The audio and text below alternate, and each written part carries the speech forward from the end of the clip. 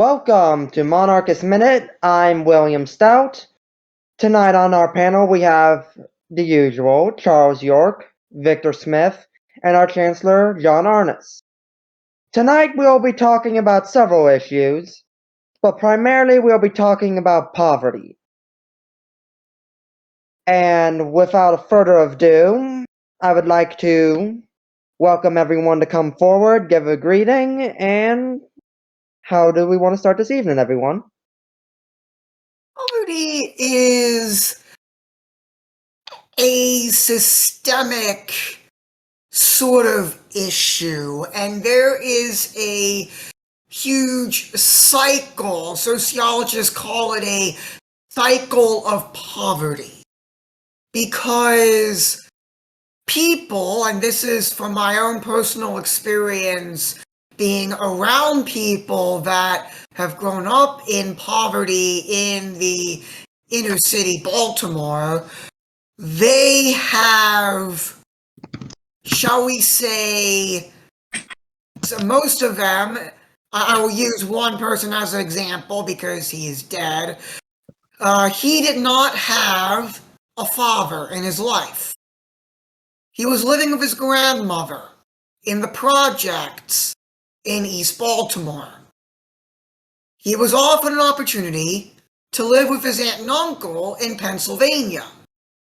He refused that opportunity because he wanted to stay with his grandmother. On one 4th of July weekend, and I want to say 2011, if I get this wrong, oh boy. And on one 4th of July weekend, while we were still in high school together, he was walking his cousin home from a party. He had dropped his cousin off, and on his way back home, he was shot in the neck. And he died. He was a star high school basketball player. Probably at this point would have had a long and illustrious NBA career after, I don't know how many years of college he would have played because there's no way of knowing. Of course, he grew up in what I would consider to be poverty. There are others that also live in just deep poverty.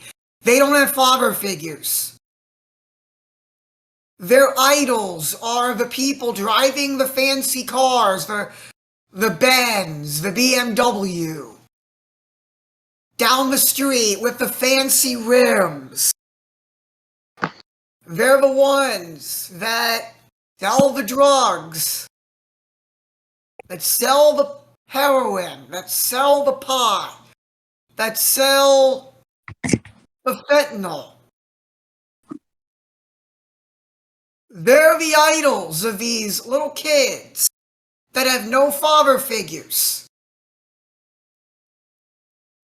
And permit me to step on a soapbox.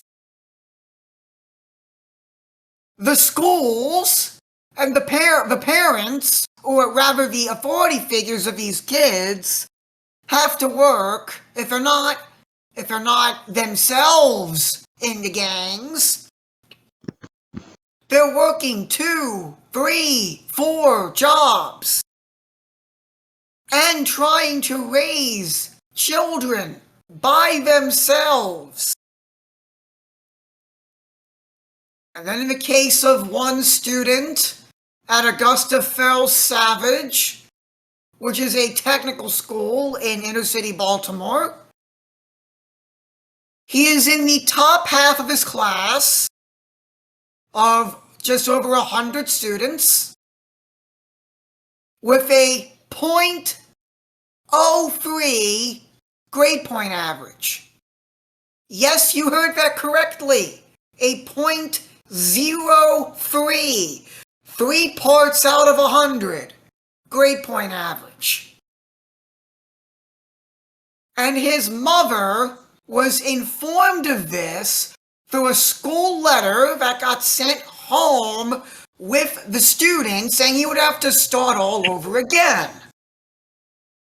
The mother claims the school never reached out to her before this. The school, I think, claims that they did.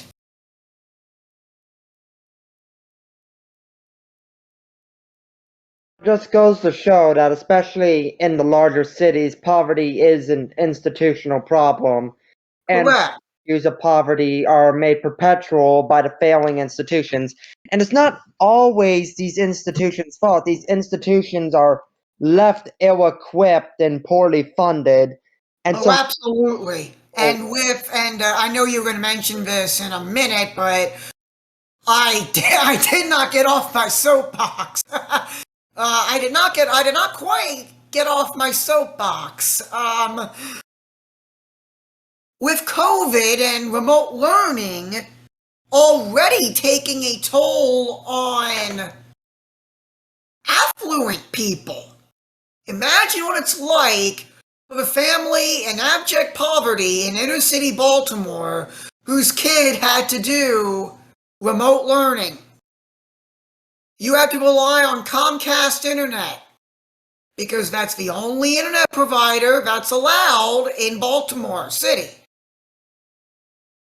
Everybody else in Baltimore City has to use Comcast internet. Imagine slow internet speeds already because you can't afford much else, coupled with the fact that everybody else is doing remote things, whether for their job or for their hobbies or for buying things, which people are already doing anyway. And on top of that, students having to connect to the internet either on tablets the school provided for them or their own little tablet things. Imagine how slow the internet was. And imagine it being 10 times slower. COVID has taken a toll on the education of everyone. Not just those in abject poverty, but everyone. But those in abject poverty suffered a heck of a lot more than affluent people. And it's really strange because there's an expression that I've seen on the internet that I like very much. It costs a lot of money to be poor. See, rent-to-own stores for furniture, Xboxes, televisions, etc. The rent-to-own stores, I think they're the biggest scam in human history. See also those ridiculous terms for credit cards because you have to go into credit card debt in order to get things you need to survive, and the interest rates on those credit cards are ginormous. That's what it's like to live in poverty. Imagine being a young kid and seeing your father not eating dinner while you and your mother ate instead, so that the father can say that at least he provided for his family, even if he couldn't provide for himself. Living in poverty means you have to deal with graffiti on the walls of not just not just building, the outside of buildings, but the inside of some of them as well. Living in abject poverty means having to deal with gunfire on a regular basis. You hear a firework go off, and you have to do a double take to make sure it wasn't a gunshot. Living in abject poverty means you don't know where or when your next meal is going to come. Except if you're a child in school, the school is legally required to feed you lunch. But that's only one meal. In other parts of the world, I understand you're lucky to get even a little bit, even a little morsel of food in other parts of the world. But here in the United States, the only people that are guaranteed a meal are people in prison that are guaranteed 3 square meals a day, and children in schools that are guaranteed lunch. And for the children in abject poverty, that lunch could very well be their only meal of the day. If I can interject real quick, because not to derail the conversation, but Yes. to bring up something I heard the president saying earlier today, that food shortages might very well come as a result of the sanctions and issues caused by the war in Ukraine damaging the world's supply of wheat. And this is just baffles me. The United States is like the world's topmost supplier of agricultural goods. We produce more food than almost anyone. Nobody in this country should ever be going hungry, regardless of how wealthy they are. And it's insane, the idea that anyone, regardless if there's a shortage or not, there shouldn't be anyone going hungry at all. Yeah, uh, I'm not a proponent of glorious state-regulated grocery industry.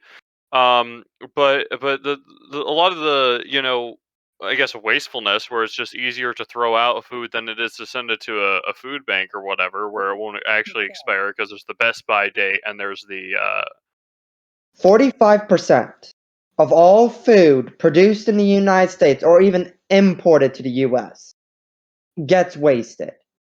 45%. Is just It's sick. I don't want to call it criminal, because I don't want to call it criminal. No, call it criminal. It is criminal. Okay. I mean, and here's the thing. Prison food, from what I hear from YouTuber and former 12-year inmate Larry Lawton, prison food comes from, or at least some of it, comes from MREs from Desert Storm. I'm not kidding. them's good eating. Yeah. Judging by what I've been told, the expiration dates that actually get put on MREs are more. Okay, so let me comment on the MREs. Those dates are always suggestions. Typically, they're good for at least another 10 plus years after the expiration date actually being in the military. In fact, we eat expired MREs almost every time we eat MREs, just because we need to get rid of them. But yes, they're still good most of the time. So those expiration dates are just so that way the manufacturer would make the military purchase more. That's actually. Yeah, thank you for that, Darth. Work here. Darth decided we let Darth hop onto the podcast because he's also a regular. So yeah, and also military. Oh yeah. I would like to say some stuff about poverty as a person who has been a missionary in two different places. One, a place that experiences heavy material poverty, and then another that experiences spiritual poverty. And those are two real things that really no one really addresses. In America, usually most of the poverty comes from some degree of mental disorder. And I'm talking about extreme poverty. Usually people who are homeless, that are homeless on the street. Even in cities that have public housing, that have that kind of thing, you deal with people who are just on the street.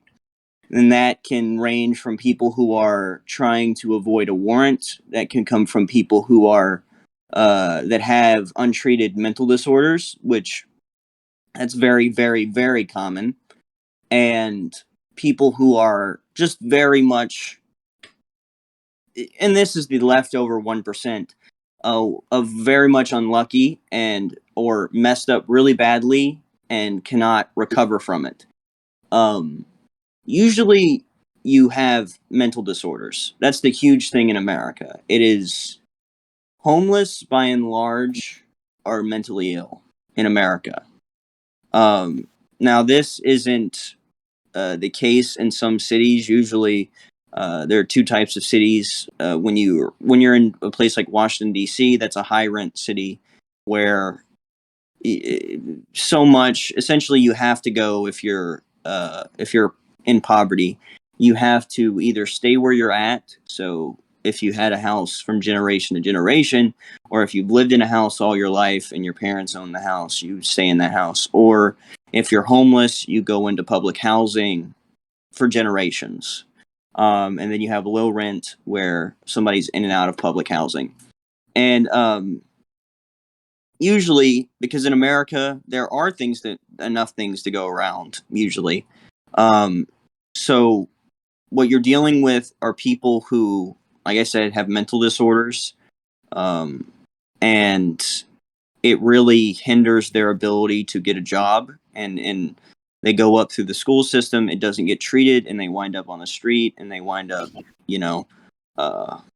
doing that kind of stuff. And I've seen it firsthand. Usually every time you talk with a homeless person in places that are low rent, or high rent for that matter, they always have something that's wrong with them, that their brokenness as a human being kind of becomes apparent. Some of them have things like schizophrenia, OCD, all sorts of diseases that hinder their ability to function. And usually, if like what Victor said, if they're a poor household, if they're a member of a poor house, usually they don't get treated, and they won't get it found until relatively later in their life, and then by then it's too late, and they just spend the rest of their lives on the street. And it's very much spiritual in America. I've been to a place, I won't say what, but it's a third world country that is economically poor. We're not economically poor. We have almost a spiritual poorness, or we have a mental poor that they really can't. And that's why when we say, oh, pull yourself up by your bootstraps, usually those who can do that do, but those who can't are either generationally poor, so they're in a high rent town like Washington D.C., Los Angeles, they can't get out. They live in a rundown neighborhood and they just can't leave. And then you have the homeless who are severely, that mostly come from those areas. You usually don't have a poor person or homeless person coming from a rich family. They usually come from those poor people. So that usually mentally ill people that don't get checked and don't get medication that they need. They wind up going without a job. They wind up getting homeless, and they wind up intense. And that's a lot more common in places like Kansas City and other areas where they'll have entire tents set up. And yeah, poverty in America is very unique because we have so much we're economically a powerhouse, so we have a lot of things to go around, but there are some parts of the American culture that kind of put a de-emphasis on mental health and a de-emphasis on treating mental health, and I guess that's part of the problem. And I guess part of it would be a spiritual problem, because you can't really just go and give a person that's addicted. Oh, and yeah, drugs is the big thing. They get hooked on drugs and they become homeless, and that's a kind of a synthetic kind of fueling of, you're homeless because you're addicted to drugs, and you're on drugs because you're homeless and you don't have the tools you need to attain sobriety. So it's just an endless cycle, and we need to. And I think a lot of this can be, I don't know, solved. You can't really solve it economically. You can't really solve it like that. It's a kind of a spiritual thing where I don't know. These people need a hand up, and I think charities do that a lot. Like people who are willing to go there and get them bound to their feet and do things like that, and kind of let them know that people do care about them, and then they're not kind of numbers, dollar signs. They're not kind of, oh, here's $1,000, go get money, or go get a house or something, because that's never going to work. That's treating that's kind of not that's treating the symptom. That's not necessarily treating the root cause of poverty in America. So I know a little bit about this because I've been a missionary a few times, and I've really experienced people who are like this, who are addicted to things like weed, marijuana, cocaine, people with mental disorders, schizophrenia, just a wide range of personality disorders. So in America, it's different, I would say. So it kind of scuttles the whole idea of like, oh, well, you can just stop being poor or just go get a job. Sometimes it's very difficult to go get a job. So it's not that simple. Yeah.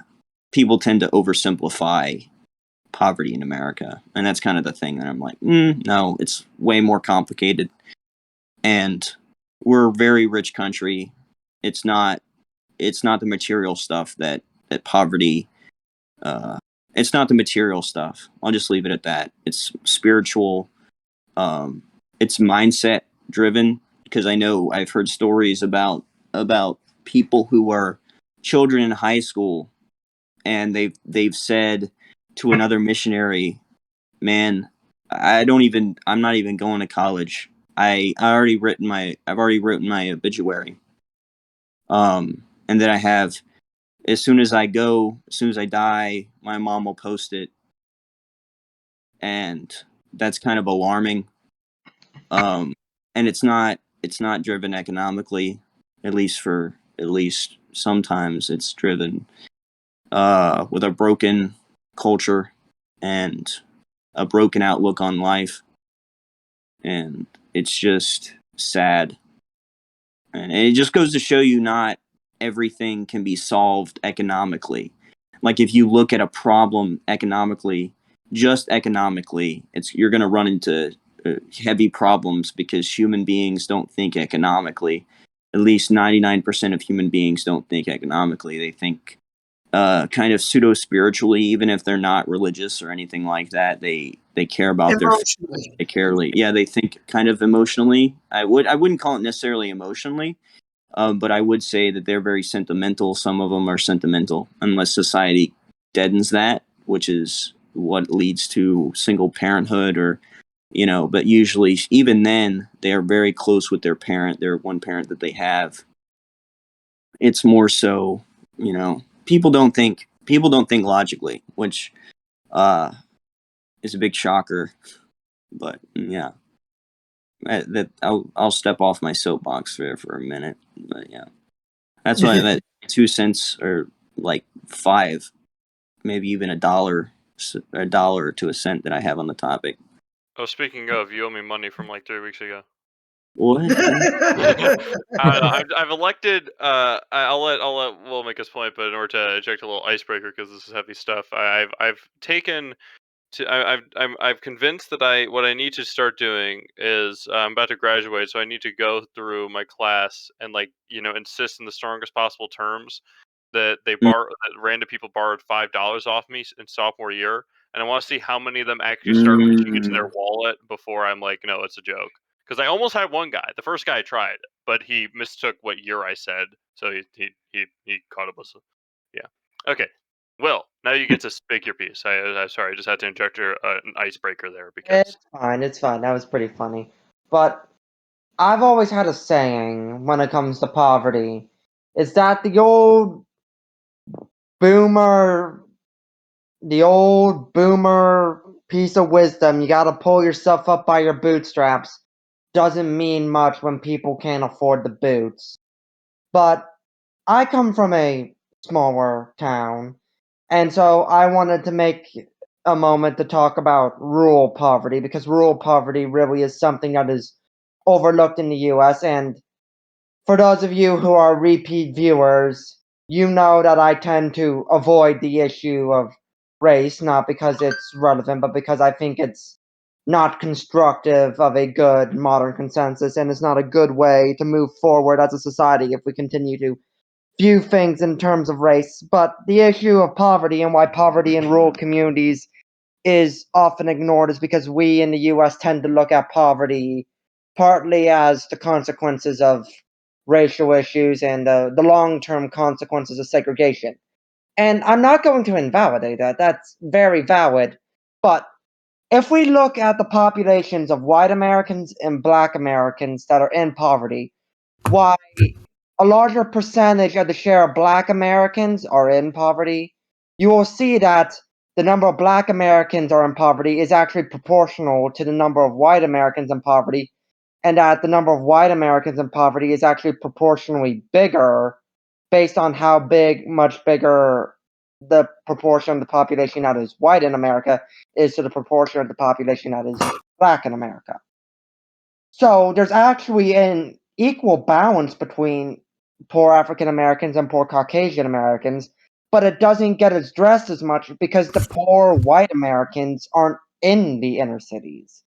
They aren't in the big cities or in the towns. They're in the countryside. They're in cities that have less than 100,000 people. They're in the villages. They're in the farming towns. They're in the They're in middle. the trailer parks. Yes, exactly, in the trailer parks. Now, Yeah, the thing is, it's not necessarily, and this is very interesting. Like, poverty isn't a racial thing; it's basically an inner city thing. If you really look at it, like, if you're in the inner city, usually, if you're, unless, because living in a city is very expensive, and there tends to be more poor people in the inner city from the simple fact that, there are more people. especially if you're in a high rent city like Los Angeles or Washington D.C., you're just going to be poor. Like, you're either going to be poor, or you've already made enough money to move there and be rich on your own.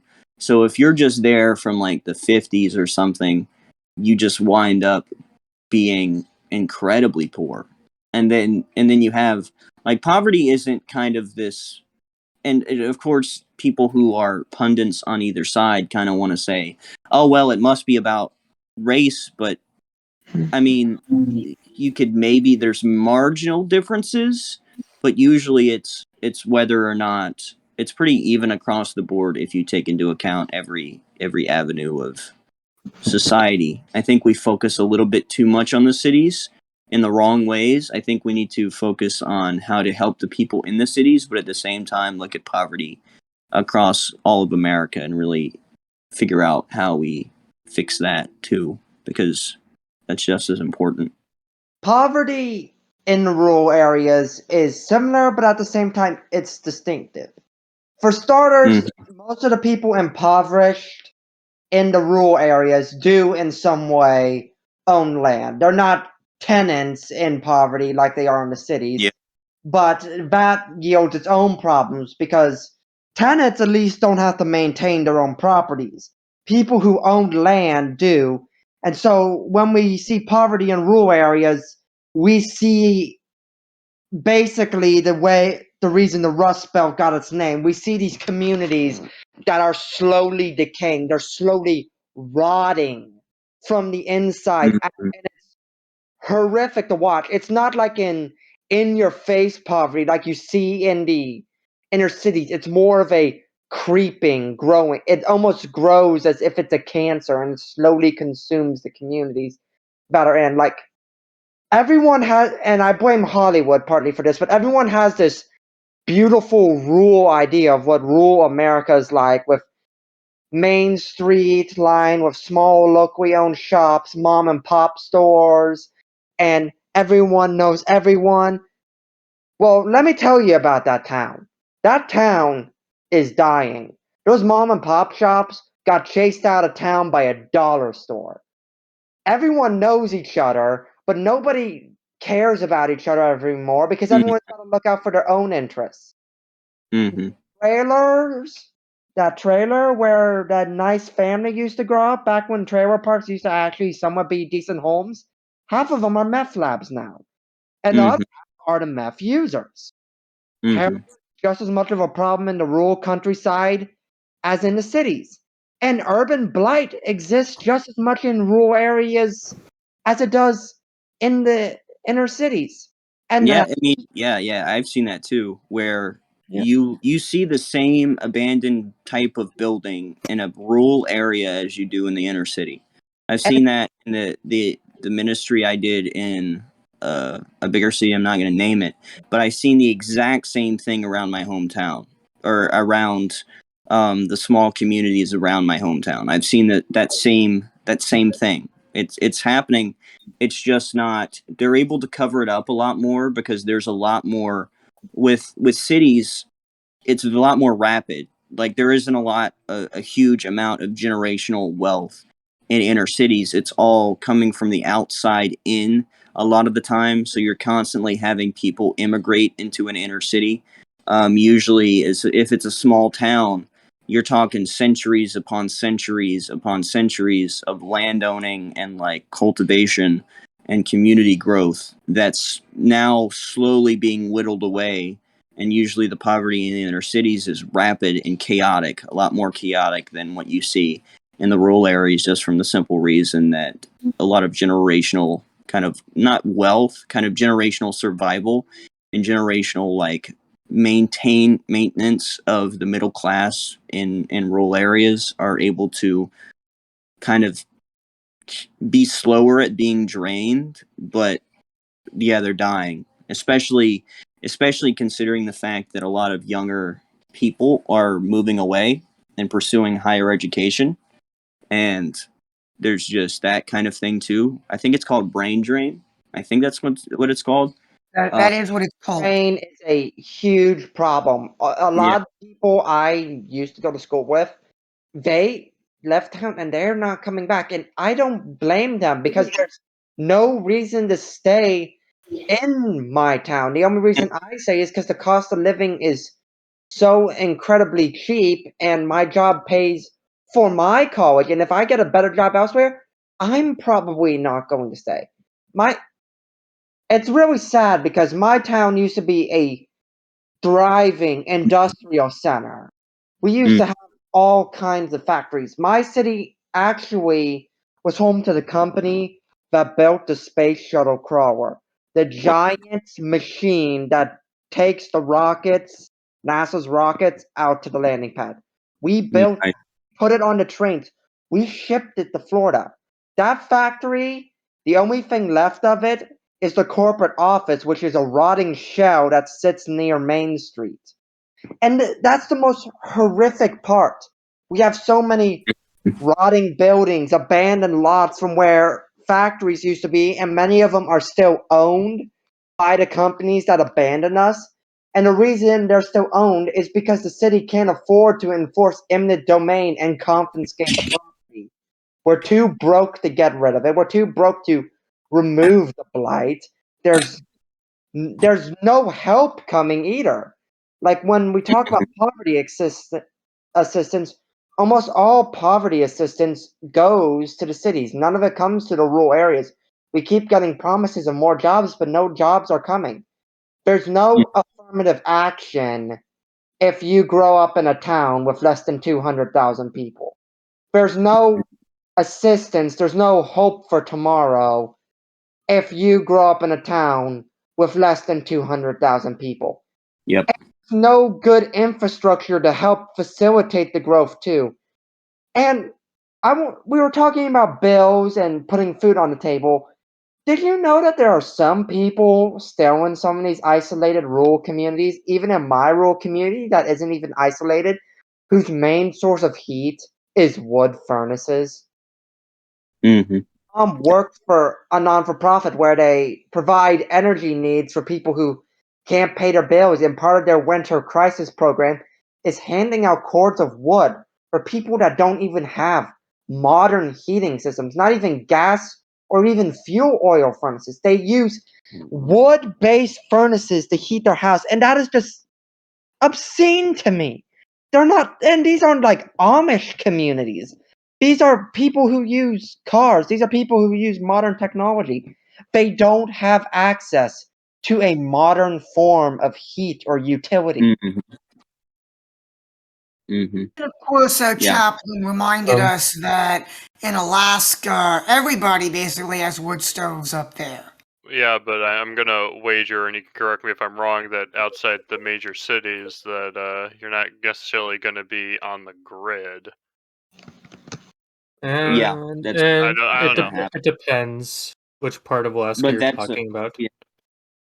Yeah, you're Oh, here. What's yeah, up? we're on the electrical grid too. Anyway, so Will, you got more to say, or should It's just it flabbergasts me. It's really insane because just as many people, if not more people, are in poverty in these small, tiny towns that are slowly disappearing, but we are forgotten. Everyone doesn't want to act like we exist or that just by creating new jobs it'll immediately fix the problem. It's not fixing the problem because any of the jobs that are coming in, the first thing they start doing is lowballing us on labor because they think, oh, the cost of living is so low, we can afford to pay them cheaper. There are no good jobs coming in, and the good jobs are moving to the cities. So you either have to try and afford a commute or you have to take the slack jobs that are stuck in these rundown rural communities. And Mm-hmm. God, that Yeah. at some point your descendants can escape from this perpetual purgatory of poverty that is rural America. And And unfortunately, yeah. I don't think much help is coming to rural America because a lot of the people that want to fight poverty, they want to fight poverty in the inner cities. They don't want to fight poverty Mhm. in rural areas because rural areas are not going to give them votes. Yep. Yeah. Yep. So, I mean, And the Republican Party's entire platform has been kept viable by hanging that carrot in front of our heads. Like, yeah, you'll get jobs. Everything will come back to normal, just like it was in the 60s and the 70s before globalization happened and all the jobs went overseas. It's not coming. It's not coming. Stop lying to us, and we need to stop lying to ourselves and acting like it's coming back. It's not coming back. yeah, I think like the only thing they can do is it. No one's coming to save you. So at the very least, I don't know, because I feel like our culture has put such an emphasis on getting into those big cities and getting into those higher jobs in those cities that like the young people are just running away. Like the higher educated people are just fleeing. So you have nothing. You just get this perpetual like down slope of like people who are workers. So usually, people who are not planning on going to high school or not planning on going to college, they wind up going, oh, I'll just work at my family business or I'll just do something like that. And instead of those, I don't want to bring high IQ into this, but those people who are more entrepreneur minded or more intellectual minded, they'll go to college and instead of coming back and maybe doing something, trying to do something, maybe getting a business degree or and founding their own small business or doing something like that, they'll go off into a big city and usually the smarter people leave. So you don't have those country towns getting rejuvenated like they used to And because the before culture is so focused on the inner city. And before Charles makes his overall concluding point, let me sort of go with a personal anecdote before I suppose we'll give Darth a shot after I'm done. But yeah. when I was in a communications class in college, a lot of the people, their overall goal after they were done with college And this was in a private university in my hometown of Baltimore. Mm-hmm. I want to live in New York City. I want to work in New York City. Oh, like that will help you. Oh That yeah, was the goal one of the of highest rents in the some of one of the those highest. people in that communications class I was in. I want to live/work in New York City.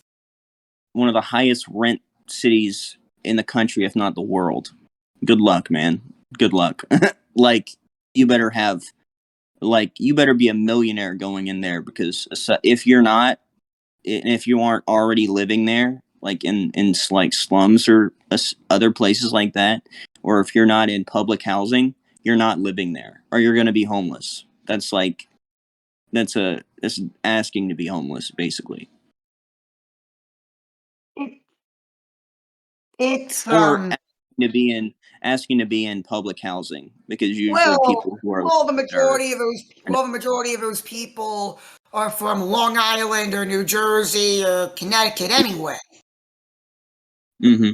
See, yeah, that's actually an interesting thing. Like in DC, they'll have like basically college age students in public housing, because they went into the big city and they thought, oh, I'm gonna make it big here, and I'm gonna do something here, and then they're all of a sudden they find themselves only being able to afford public housing.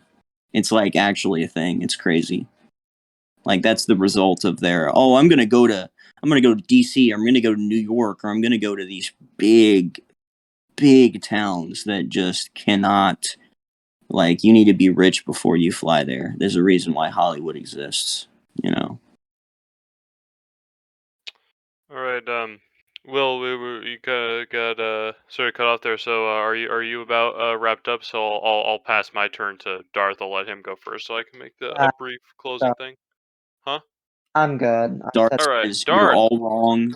You I'm haven't right. got to speak in 40 minutes. You're go. Okay, Pass it so from you. I've Darth immediately says, okay, you're all wrong. Here's the right thing. I mean, yeah, I am gonna counter some things, like say the wood burning stove incident. Central heating is a really expensive method of heating households. Actually, like gas prices, especially in a lot of areas, would cost a lot. Like these gas lines do exist, and a lot of these central heating things exist in most of these rural areas. And I know this living in several different small towns in a couple states. But people opt for the wood stove because the wood stove is frankly like a fraction of the cost of just getting wood and burning it. And frankly, most of those wood burning stoves are actually really good at radiating heat depending on the quality of their manufacturing. So typically, you can get away with wood burning stoves and it will do fine. In fact, I'm currently in a house that uses wood burning stove, and I only have to have a fire going for like an hour, and my house is good for most of the day. So it really is dependent on the circumstance, I know, but most of the time the gas lines are not worth it. I would dissuade people from actually hooking themselves into if you can cheaply get wood. Also, Yeah, wood homes kind of go hard sometimes. Like they're pretty good. Like we say, oh well, we need central heating. We need central heating. Sometimes, if you in the right circumstance, a wood burning stove is pretty good. I had one in the trailer that I lived in. I think it was in addition to, I think central heating, but at the same time, it's kind of a good thing to have sometimes. But if it's the only thing you're using, I don't know. I feel like it's very nuanced here. If I feel I like can personally attest to the quality of good quality wood stoves. I was in a house some time ago and it had a very well done wood burning stove for heat. And it just smelled and felt good in that room. yeah, I mean, I've lived also in the Great Plains too, where in the rural parts of the Great Plains where you don't have forests and easy access to actually obtain firewood, or it is really expensive. So in those cases, yes, central heating is preferred to have, and those wood burning stove incidences are um uh, actually cost more than gas lines. But also, my context was in North Dakota, where literally that's where we get a lot of the nation's natural gas and oil. So gas was cheaper there than it was in other parts of the nation. That's just parcel into the course. Um, I have lived in poverty for a short time in my life. It wasn't awful poverty because I had a large family to fall back upon. My father raised me on his own, which is one of the rare instances of a single parent and the child be given to the father. But he would oftentimes be off working in other states, working carpentry jobs, while I lived with my grandparents, a stable foundation in rural North Dakota, and they had a well paid off house for at least I think it was 4 decades old house. But I had that stable ground to go onto, which that's why I like those grandparents' tales. It's like, that's actually like what would happen back in the old days in the traditional world. You would see the grandparents, the uncles, the aunts, you all raise the family together. It's like it's only in America that we think of this like, nuclear family as being the only thing that's important. No, it's always the extended family are as important as the nuclear family to raising a child. And that's why I advocate for more local community based. But I've also seen it from the military side, the military poverty from in the ranks and when people get out and they're under the label veteran. Um, it's a lot of there's a lot of factors that play into it, and each individual soldier and veteran is a unique case in their own. So I hate to make blanket statements about them. A lot of soldiers get out and they do fine, but a lot of soldiers get out and they don't do fine because, well, one, the military always tries to prepare you to make this a career and to stay in the military. So when they like send you out going, like they expect you like to go back to your parents, literally like you can be a 40-year-old man, you've spent your entire life in the military and you don't have a house, like an actual house that you own, and you're ETS'd out. They don't really give you much of a grace period. They started implementing it more today, but that's only because of like literally decades of soldiers getting out kicked to the curb and expected to thrive on their own when they had little time to earn savings, little time to properly find a house and job. Sometimes even if you ETS overseas, like they won't ship you back to the United States. You have to actually like, get on a civilian plane in that country and come back to the States. But then where are you going? So that's what happens with a lot of veterans. They come back, they they don't really have a plan, or they have a loose plan, and then it falls out because it didn't really fit in reality because they're used to everything being provided for them. Then they wind up on the streets living in tents because they can survive in tents. I can attest that if I had to survive in a tent, I could for a few years. Mostly just because of, honestly, especially like the Army and Marines, like they especially want us to be able to live in those conditions. And veterans just were also a little too prideful, I would say, too, to accept charity and to seek help.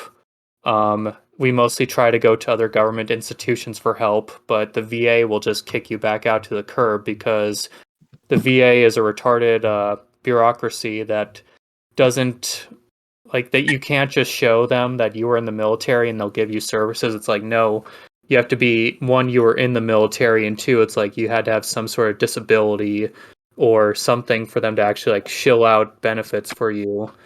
And if you don't have any documentation of any injuries, then they won't provide you coverage. So then now some veterans having to pay for a medical expense out of pocket that they can't afford because the VA won't pay it out for them unless they reach like the age of 65, which then the VA is like, okay, we'll actually shill you out some benefits. But by then it's too late most of the time, and That's why veterans are consistently the highest ranking suicide numbers, consistently the highest rated homelessness in the United States, above all racial and class demographics in the United States. And I will say probably the one anomaly in regards to, well, they have the mental illness of PTSD some of the time, and I think that goes untreated. And then also it's just them not being able to function because they spent their entire life in something like that. And I can kind of, like, my father was a career military guy, so I got that one experience of he spent his entire life in the military until he retired. So, and then I also have seen like veterans who are just nothing's really wrong with them except maybe some PTSD that are homeless, and they're the kind of anomaly in regards to the mental illness thing. Well, aside from PTSD, but that's pretty serious as well. I mean, most of the time, the best treatment for PTSD isn't like treatment in the way we think about it, but it's talking with other veterans and having these fraternal organizations, which is why like organizations like the Legion and the VFW were made, was to be that fraternity.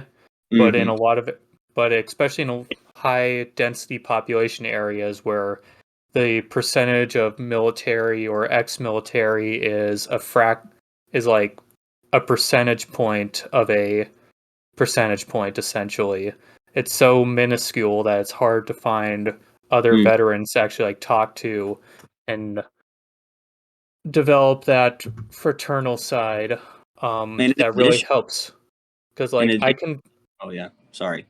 Well, it's like I've only been in for 2.5 years so far, but I can walk up to a guy that was in for 20 years in like the Vietnam War, or somebody in some other context, an older guy, an older veteran. We both been in the military. We both have a base understanding of what our lives were like. So, and yeah, it's not like you didn't have to be in the same unit, you didn't have to be in the same branch.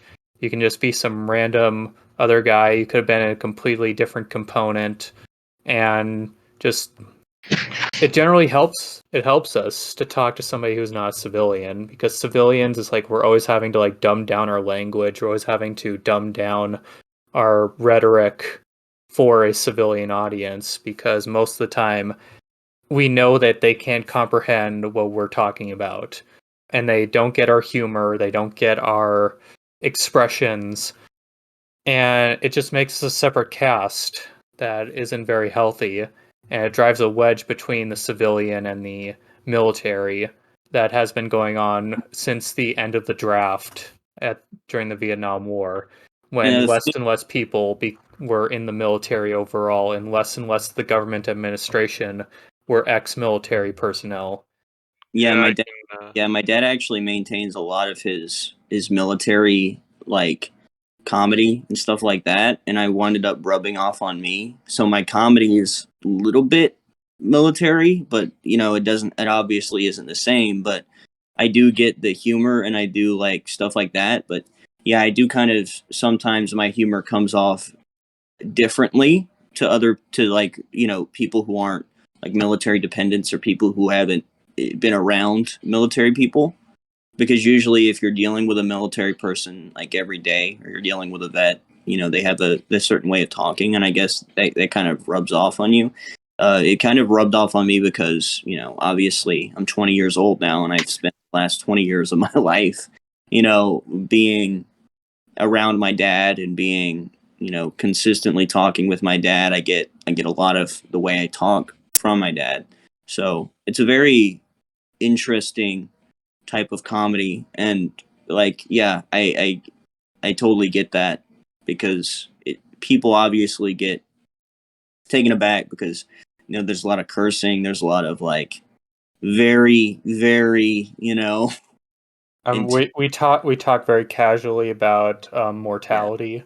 Yeah, that's a lot of our humor.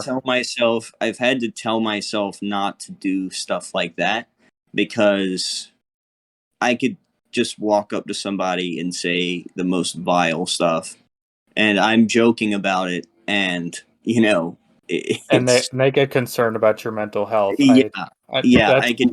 I mean that's where a lot of like civilians don't understand veterans. Like they think we're mentally ill, but that's just honestly that's our language, because we spent so much time literally on a razor's edge of death that to us it's literally just comedy at that point. Like we understand how easily a man's life can be lost, and unlike a civilian, so we have to develop this.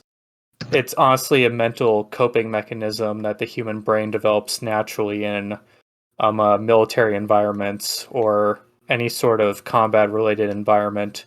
But then also, like when they return to the civilian world, they just can't get back into that mindset of being a civilian. It's permanently etched in their brain, and because of that, they Yeah. can't hold jobs that well with civilian owners. They don't understand things like, why do I have to have a high interest rate on this house, or all these normal things to civilians, but to us are like, well, this doesn't make sense. It should be this way, or it should be straightforward and simple, but you're making it overly complex, and because of that, they can't understand the systems in the civilian world, and they it's fall back the into the same point streets. too. Because my dad's very much about debit, and he's not about really into credit, and that's kind of rubbed off on me and said like, okay, if I don't have the money to buy something, I'm not going to buy it. What is this thing about credit? Why are we using credit? And that kind of is the way the country works now. Like Based that's in Dave everything. Ramsey pilled.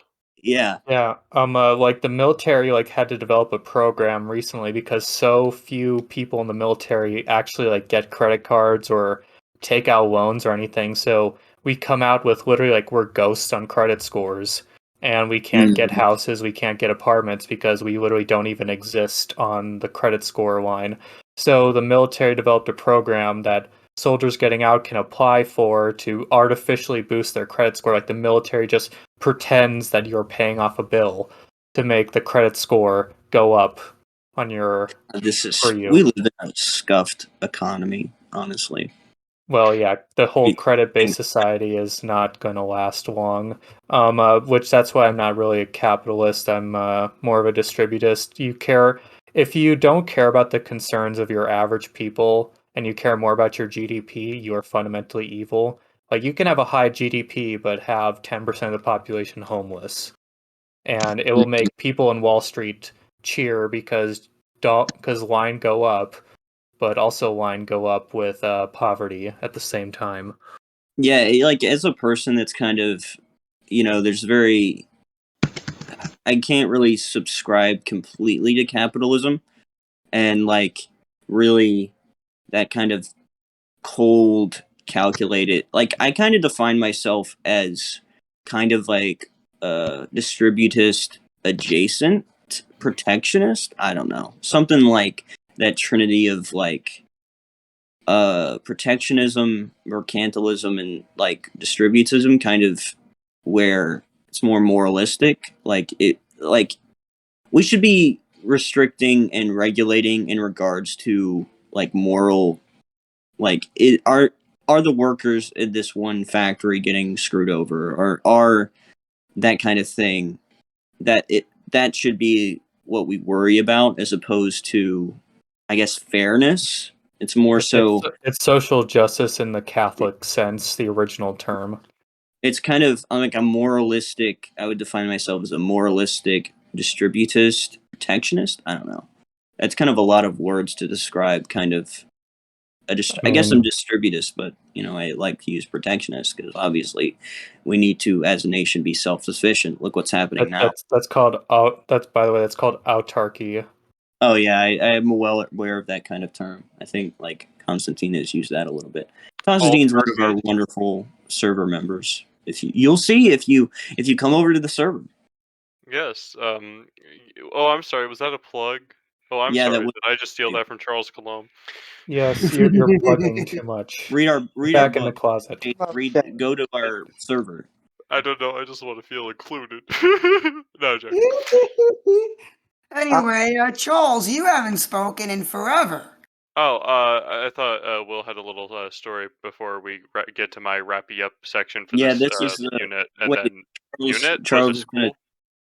Charles is going to take the mask off, and he's actually Gonna relate this to monarchism. But I have a personal story with poverty too. John, you and I actually have a lot more in common than you think. I too take credit to save my life. I refused that credit card. Both my cards are paid off, and I was very, very hesitant when I got my first mortgage, and I made sure I got the most minimal interest rate possible and with the smallest payment possible because I hate the idea of owning money. I hate the idea of being a debt slave. And part of that comes from my own experiences growing up in poverty. Well, after my parents split up, I'm a child of divorce. My dad became the single income of his own household, and he had a hard time finding stable and well paying work. And eventually, my mom got together with my stepdad, but then my stepdad had an accident which triggered seizures. They're not epileptic seizures, they're a different kind of seizure. But due to his seizures, he wasn't able to drive, so we couldn't work. But he also couldn't get disability. So for 7 years of my life, my mother was the single income provider for a household of five. And I remember a lot about those days. I remember making do off of what assistance we could. I remember my mom spending hours organizing coupons just so we could manage to make the rest work out and make sure that the freezer stayed full.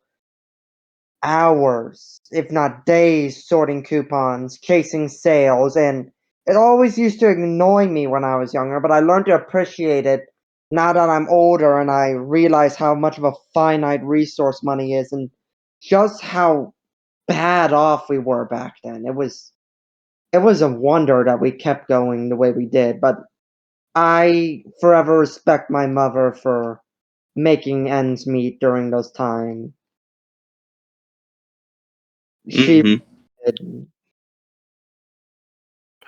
I don't know what to say other than that, but yeah, it was a very, very, very dark time, and there are a lot of issues with my dad. My dad actually filed for bankruptcy after his second marriage fell through. That's not a story for the podcast, though. But to say I know what it's like to not have money or for food to be scarce is not dishonest. I've felt that all too well. All right. So now we're gonna bring it back to the hypothetical point of this podcast and tie this tangentially to monarchism. So the thing you had to remember about a monarchy is it's a much more familial society than our republics, where we expect this certain level of privacy. Now, there's nothing wrong with a certain degree of privacy. I mean, I don't like. I mean, it's kind of sketch what companies know about me. Although that makes it all the more hilarious when their targeted adverts just don't work at all. Like I got an advert for a small business loan in India. So if I ever want to start whatever India's main domestic economy is Hey, based off let's of. just plug the power of VPNs, guys. I don't use a NordVPN, guys, VPN. get it now. That's the thing. I don't use a VPN, so I don't know how that. I Anyways, free one. yeah, I don't know. Apparently those are sketch, but I don't know. Anyways, They Yeah, make don't get a free one. They don't work. yeah, yeah, no, I mean, there was like use it because I don't know, the school Wi-Fi was. Get MalwareBits actually has a pretty good deal. I know this isn't related, but they have good antivirus software, and then you can get a package with their VPN service. I'm just saying, that's what I recommend Hashtag to all people. unsponsored. Well, Yeah, yeah, I highly. unsponsored, just my personal recommendation. yes, we're gonna come to find out Darth's whole plan was a I'm employee. a shill for He's an Malobits. employee. Yeah, and so his own channel is gonna receive a large content boost, viewership count after this. That's what's gonna happen. But Hey, Except anyway, I would do oh that on shoot, I my forgot own to link to channel your before I channel deal with last this time. one. Raid Shadow Legends. No. Yes. Okay, I'm sorry. I don't care how desperate we get as an organization for money. There are several people we will never take money from. Raid is one of them. Anyways, to tie this all back to monarchism, monarchies are much more of a familial unit, right? And even though there was this distinct class system between the clergy and the nobility and the peasantry, which is where most of all, all fall. There was still that closeness to it. So you have Saint Elizabeth of Hungary, who would distribute alms to the poor. You would have, I think Saint King Louis IX went around distributing alms to the poor, directly, if I'm not mistaken. And you had all of these sorts of things, where in a much more personal way than than any of these government bureaucracies, they're going around distributing alms to the poor. And there's also an issue of scale, because a bureaucracy run from Washington obviously is not going to have a personal connection with somebody in nowhere Idaho, right? Because I mean, come on.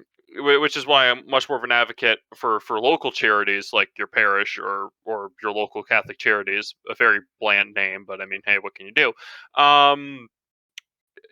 It's that sort of thing. But with monarchy, I mean, that sort of stuff happens because a noble, whether he's a king or a duke or an earl or whatever he is, if he's truly taught what his job is, he's going to have a far greater capacity than any government bureaucracy to help his poor, Then especially even your when local town council, because yeah.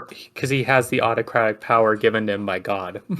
Yeah, and and this sort of thing is really important, and part of that tying into community. John, when he was giving his talk, mentioned that spiritualness, and part of it is the obvious lack of the Catholic faith in society, or and in many cases the lack of any real faith at all, uh, but especially the true faith, but but that sort of deal also leads to the societal impact where people don't give a darn about each other. Um, but and that's the thing. If they don't care about each other, then what's the likelihood they're going to help each other? Now, unfortunately, and as soon as I become much more independent, as it were, I do intend to perhaps this summer spend a lot more time outside of work helping with my local. It's not parish anymore; it's an oratory, because that's typical story is everybody flees the cities. Well, my city, anyways. Um, but it's weird. I mean, part of me is something of someone who doesn't really like to talk to people anyways, but even the people that I was helping, it's just at one time, they seemed a little, not hostile, but how would you describe it? Reticent? I guess. I don't know. It's just that, and maybe I caught them all on an off day, but like the three different, people I met. The first guy who we were dropping off mattresses to was really nice and friendly. We may have had a longer conversation, but he had like the flu or something, so it's obviously we weren't going to spend a lot of time, in the house, whatever. But he was like, really nice, and so the oratory has bought several of the houses in the neighborhood, to give to people who are looking for houses or jobs or whatever, not give, but let people live in. And he was the only one who seemed to be like, yeah, and there's this problem, but I tried to fix it, or whatever. If I remember correctly, it was a while. It was a good month or so ago over. Uh, but it's like I a part of me knows that I had to have a personal connection with the people I serve, but that's still difficult to me, and I guess part of that is just my natural Introversion. semi-autisticness. I don't know. Social interactions are weird for me, but this isn't about me. So, but I guess it's also a cultural thing because going up to talking to other people isn't something that we really do. Now, my mom, she is excellent at striking up a conversation with just about anybody. Like if you're in a store and it's a long line, you're probably there's a fair chance she's going to strike up a conversation with you. Um, but me, on the other hand, it's like we don't really do that, and I had to force myself recently, to put the iPad down and the earbuds down or whatever, and inject myself into conversations, and that's a cultural problem that we have. And I'm making this longer than I really should because than I thought I would. But monarchy presents a sort of solution to that, and then Catholicism because it's a cultural. It's also it's cultural and healing that spiritual illness, partly with the help of monarchical institutions, will alleviate that problem. So that's what I have to say about that. And Darth says he has to go, so very take care, God bless to him. And now, The oh, the Hayes Code. oh yeah. So I completely forgot my own rules. I should have posted on the podcaster chat, but I guess that was somewhat obvious that Just thing was scroll already up done. a little bit. It's up there. Yeah. Okay. Well, yeah. So now, as I type the little new timestamp in my Google Docs to remind me where these things are once I put this on YouTube for y'all to enjoy. Not that I have any evidence that people actually use the timestamps, but whatever, I'll keep doing them. The Hayes Code. So, speaking of cultural ills, we're going to talk a little bit about the Hayes Code, which was the self censorship of Hollywood from the early 30s to like the 60s is when it really started to fall apart. Now, it's mostly remembered today, or at least in the context I've heard it brought up, for its rather admittedly backwards views on racial relations. But that's not the majority of the Hayes Code. The Hayes Code, um, most of it, and this is more personal opinion, but I think it's true. It was a way of making Hollywood cleaner than it was because apparently in the 20s, late 20s and early 30s before the Hays Code, Hollywood was getting pretty crazy with what it was showing. Like not as bad as modern Hollywood, but it was getting like really bad. Um, once again, not as bad as ours, but hey, we live in weird times. So the Hays Code was a way of combating that, and I have Les Documents pulled up here, and there are certain provisions in there, right? So crimes against the law as one of these sections of what you're supposed to, how you're supposed to portray these things. These shall never be presented in such a way to throw sympathy with the crime as against the law and justice, or to inspire others with the desire for imitation. And that goes off on these different sorts of things. And it's like murder. The technique of murder must not be presented in a way that will inspire imitation, right? And this sort of thing that the Hays Code did, this is sort of what it did. It really limited the use of things that were violent, right? Now, also, if you're confused on that, you on the throwing sympathy with criminality, you're not supposed to throw sympathy with criminality, but you could show sympathy with the criminal, with the understanding that what he's doing was wrong. But anyways, before I let somebody else speak, so yeah, the Hays Code, and I assume trust you all three are reading or just skimming through it, but yeah, so I think that the reason I brought this up is because I think it's sort of worth discussing from a standpoint of whether or not this would be something good for all industries to bring back, obviously in an improved form, because obviously there were some, nothing's perfect, but then again, what product of a son of Adam is. So I guess the person who hasn't spoken is John, so I guess I'll throw it off to him. So what do you think of this self-censorship in Hollywood and all that? I mean, I don't know a lot about it. I mean, I do know that they do know that this has been routinely done by Hollywood and then by the government a lot of the time. It's interesting.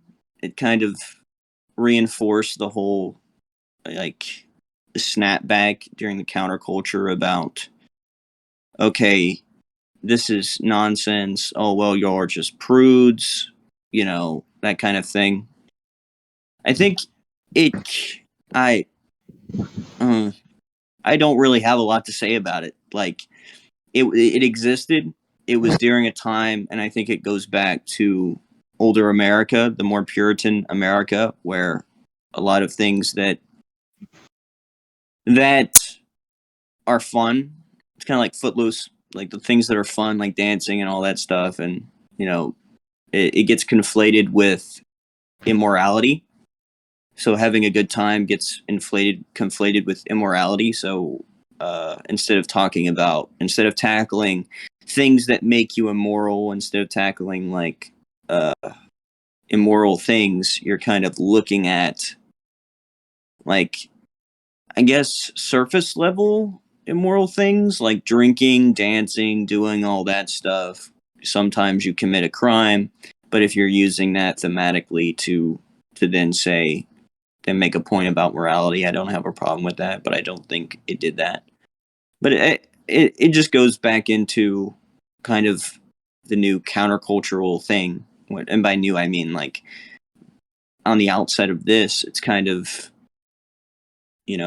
everything that was added in these codes probably was rejected by the up and coming Hollywood folks as tight knit, Puritan, conservative type idea. And I think that's kind of the way the left is targeted kind of the actual conservatives. I'm not referring to kind of the libertarian conservatism. I'm referring to like kind of religious conservatism. Well, I'm not an expert on exactly the circuit. Well, all I know is that before the Hays Code was instituted, there was a lot of, progressively getting worse stuff.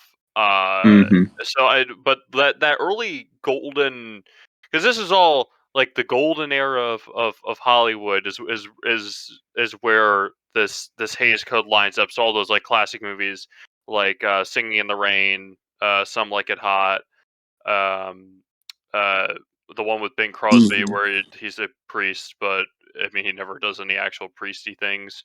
That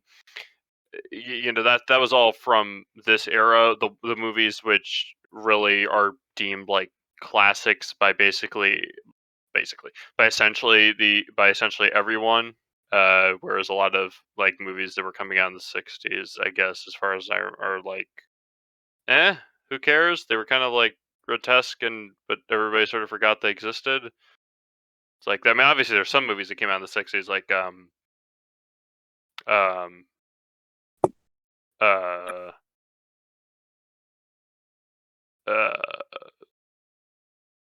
You okay there, Charles? trying to think of a movie that came out in the '60s. I know there was Maybe what was Halloween. the book? I mean, what was the movie? It was based off a book. Silence It of the had Frank. Lambs? What? No. No. It had Frank Sinatra in it, and it was about this vet that was the Manchurian Candidate that came out in the early '60s, but the Hayes or the Mongolian Candidate or the Manchurian Candidate, I can't remember which one it is, but Manchurian. Manchurian Candidate. Yeah, that came out in the early '60s, but I think the Hays Code was still around. It was really only like as you were getting into the decade that the Hays Code started to fall apart with a lot of the movies, like how, yeah. So, but yeah. So I'm trying to think of like a post Hays Code movie from that decade. Although I'm not the biggest Silence film of the buff, so this isn't Lambs? exactly fair. Huh? Silence of the Lambs? Oh yeah, that'd be one with all the blood. Although And actually, I've never seen the original, so. let's not forget the cannibalism. Yeah, that wouldn't have been covered covered, or at the very least, if it would have been in a movie from the Hays Code times, it would have been talked about, but it would never have been shown. So I guess Like you would so like in a Dracula movie, what you would be shown was the stake being thrust down into Dracula, but you would never actually see like it go into Dracula's chest. You would just see the stake with the person's hand in the air, right? Right. So yeah, it wasn't.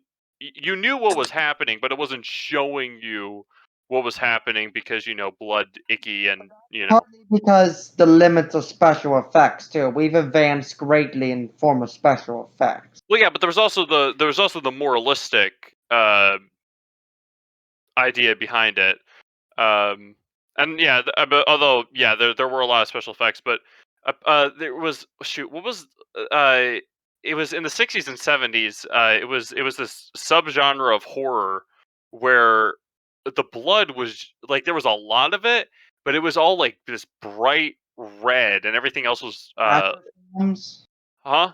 You mean slasher films like No, Halloween? no, no. It was like Hammer, not Hammer. I don't know. It was this Hammer film. I can't remember, but it was this one genre of horror in like the 60s and 70s where they started to add blood again. Hammer films.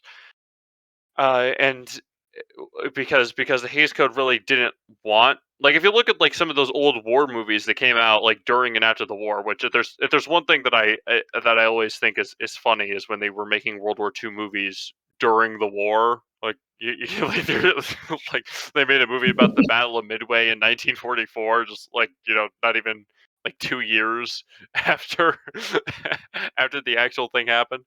That was always funny. But anyways, I mean, there wasn't a lot of blood shown, if any. I'm trying to remember. I don't think in The Longest Day they actually showed blood. Like they showed the like the holes in the clothes where the bullet wound was, but they never showed, right? Because or maybe they showed it a little, but they never like showed it in the same amount. Like Saving Private Ryan, which was like hyper realistic with the blood use, right? It wasn't just because of the technical limitations. The Hays Code didn't want you showing blood. If and Say what you will, that opening scene of Saving Private Ryan was a cinematic masterpiece. Yeah, I mean, whether or not I would censor blood or not, I will say that despite its the one historical inaccuracy that I can point out were apparently the guys who were supposed to be operating the landing craft were British, not American. But Actually, members of the National, not the National Guard, the Coast Guard. I thought I heard it was British, but then again, Normandy is not my particular area of historical expertise. But then again, nowhere really is. I just study what I like and when I like it. Anyway, my big issue with the Hays Code and basically how Americans rate movies in general is that certain explicit content isn't treated the same as other explicit content. Now, I am not a prude by any way, so I'm usually taking a more liberal stance when it comes to these sort of things. But violent content is usually not rated as strictly as content that shows themes of sensuality and sexual themes. You can have a movie that has absolutely no violence, blood in it, but lightly, twinky stuff, and it can be rated R. Meanwhile, you can have an action movie where guns are constantly blaring, there's bombs, explosions, people are getting shot and dying everywhere, and it still be rated PG-13, like The Dark Knight, the remake of Red Dawn, the original Red Dawn. These are all PG-13 movies, and they're absolute blood and violent gore fest to a certain degree. But why is it in America harmless romance that is depicted with some sensual elements will immediately get you an R rating, but you can have an absolute slaughter fest and it get rated PG-13. Now, I'm not the kind of person to say that, violence in media causes violence in real life. But I don't get the double standard, and it's Well- really a stupid double standard. Well, I'm gonna place a wager, and this is why. I mean, honestly, the sorts of stuff that you see in a lot of action movies where it's like kaboom and blood everywhere. I don't know. Inventing PG-13 as a rating was sort of a mistake. I think they should have just kept it G, PG, and R because PG-13 was added. I think it was one of the Indiana. I don't know. I've heard conflicting things, but I think it was one of the Indiana Jones movies where it I was think- really pushing it for PG, but at the same time, it definitely didn't deserve an R under their. I think it was the very first Indiana Jones movie that invented PG-13. Yeah, I mean, I don't I don't know. Anyways, but no, I mean, I think the reason is, especially with young boys, because back when we used to go outside and touch grass as our pastime, playing cowboys and Indians or playing war or whatever. I mean, one of the highlights of always going over to my cousin's house is we get like wooden rifles or plastic firearms, and we go run around the house and try to shoot at each other. Although it eventually devolved into one squad or whatever running in one direction and the other squad running in the exact same direction. So it was like a perpetual chase, and we never saw each other. But anyways, tactics with my family. I'm sure we would win any war. Give me 100,000 men against 10, and I'll guarantee victory. Um, but no, I mean, I think that the reason why is because to a certain extent, especially young boys are going to be able to handle the shooty a lot more. Like maybe this is a sign I'm a psychopath or something, but Saving Private Ryan never really messed me up. Now, like some of the zombie TV shows, like Z Nation or whatever, that made it hard for me to sleep for a night or maybe two. But I think it was just a night.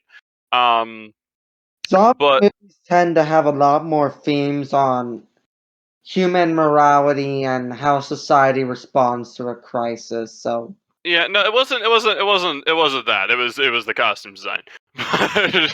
But no, I mean, but that sort of sexual stuff.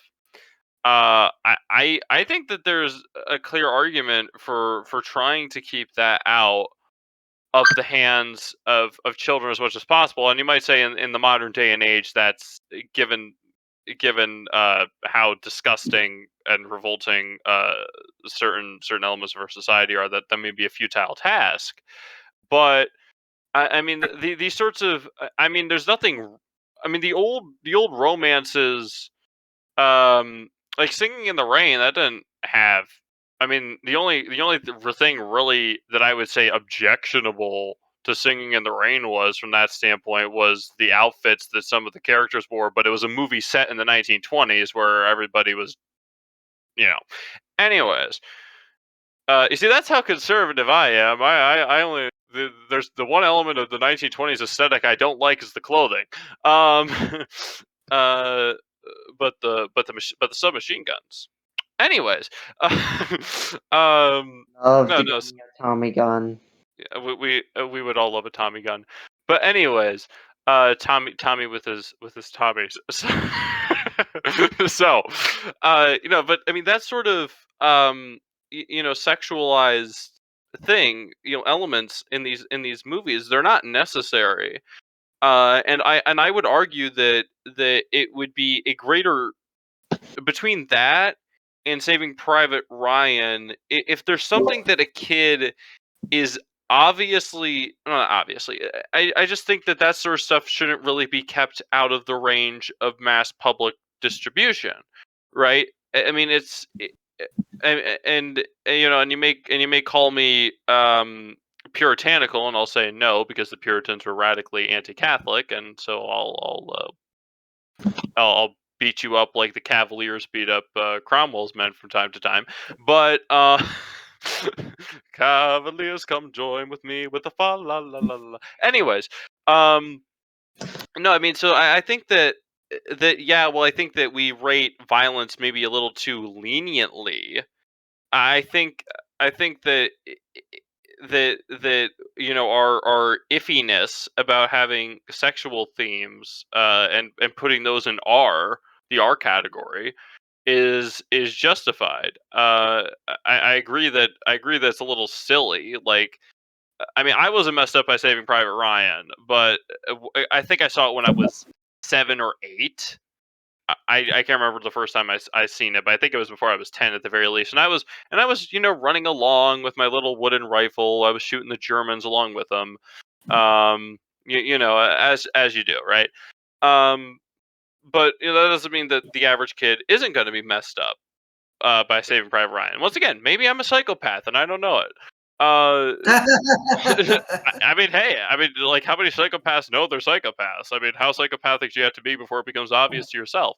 But I mean, I took psych. I took a semester of psych, so I should know this. But I mean, hey, no. So to throw it back to Will or anybody else, yeah, I think that it's fair that the sexual stuff is going to be judged more harshly because it really shouldn't be within easy access of children, even though, especially and especially in this modern day and age where it's so easy to get this stuff. It may be even fair to judge it more harshly than we had in the past. Like, my parents had, and I'm waffling on, but my parents had, so we had 2 cabinets under our TVs. One with like the more mature content, and this was like stuff like the original, I don't know, one of the Spider-Man movies or whatever. So that's it's Some Like It Hot and whatnot. And then the stuff that me and my siblings and I were supposed to watch, so like the Star Wars movies and the Disney movies and all that. And it's like they're like, don't go in there, and it's like, okay.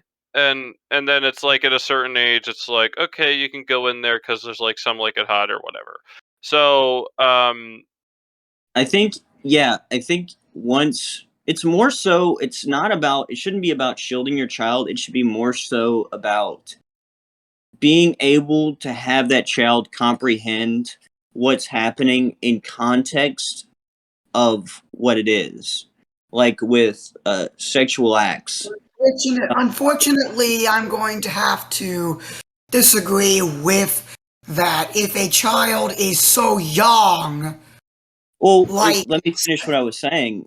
I don't mean it's when the child was young. I mean, what I mean by that is when a child does not have the ability to grasp the context of what's going on, that's when you run into problems. What I mean is waiting for that child to mature to the point in which he is able to grasp that kind of thing in context of what it means. What I mean by, sexual acts, a child's not going to be able to process that kind of thing. So the big thing is waiting until, and that means probably until puberty, when the child is starting to ask questions about that kind of thing.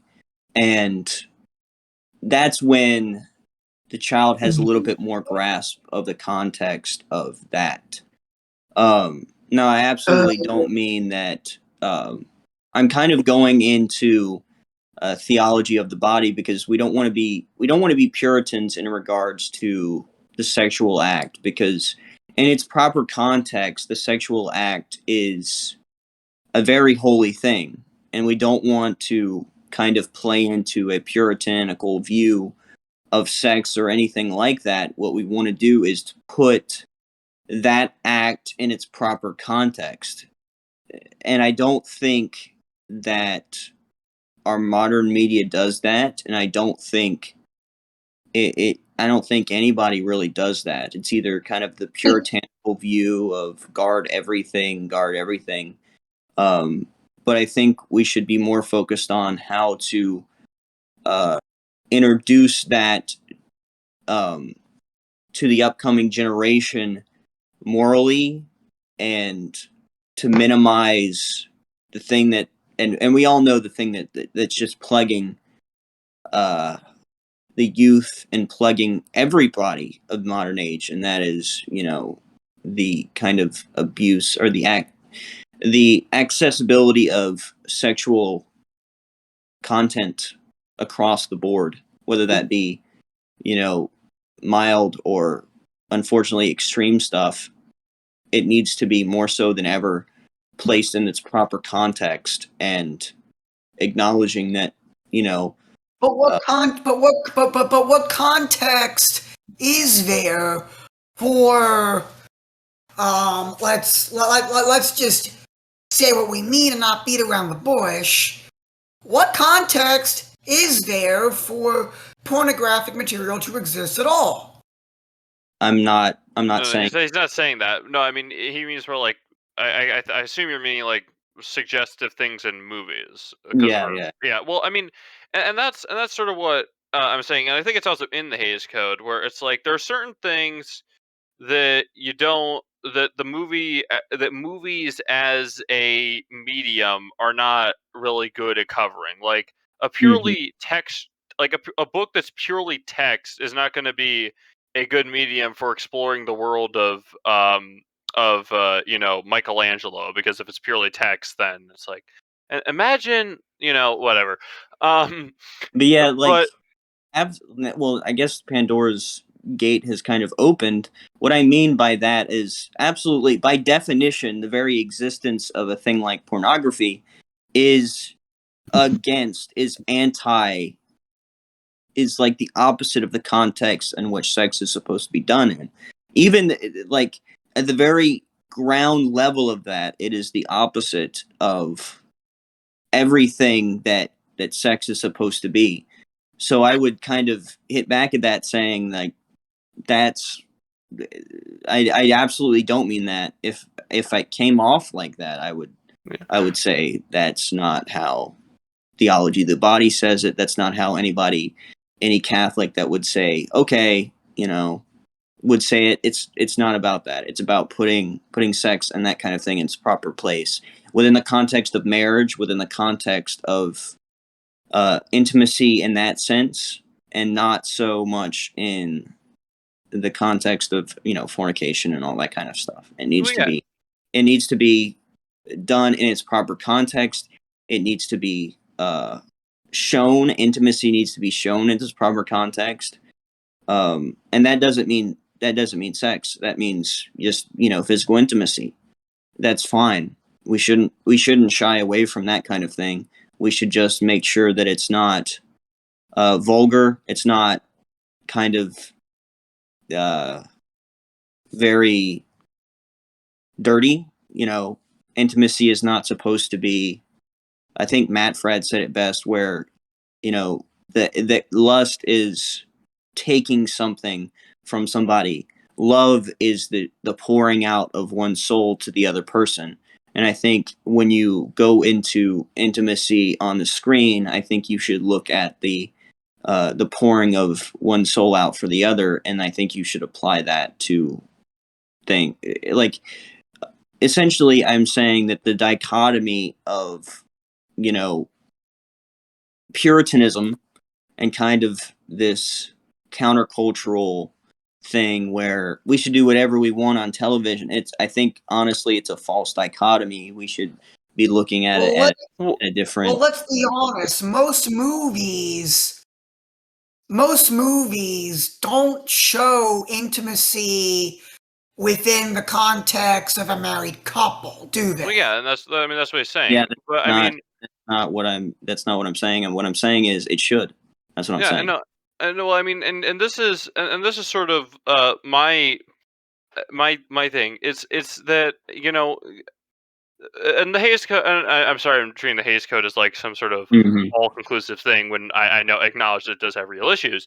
But the issue is that the Hays Code did say there are certain things that wouldn't be subject for film. Like I think one of those prohibited things was like drug addiction. Now we can after the Hays Code and the movies were made about that, we can argue about that, whether or not that was justified. But I don't think that in that necessary context there's any need for that sort of that ultimate end goal of Eros. I mean, you could show the first stages of Eros are like courtship.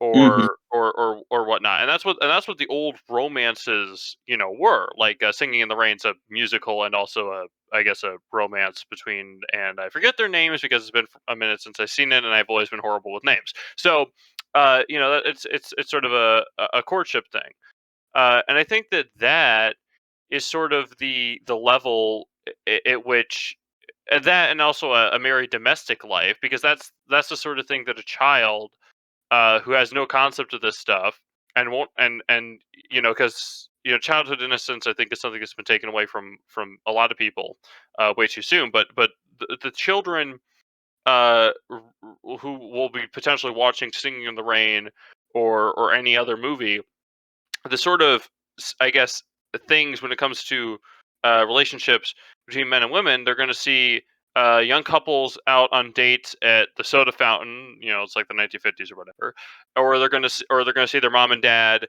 or their friends' parents living. And there's a bunch of kids around the breakfast and dinner and lunch tables, even though I don't know why you have three separate meals, but whatever. Uh, that's what I do if I was really rich. I had three separate tables for each dinner of the day, and another for snack time, but not for multiple snack times. Just one. We don't want to go crazy.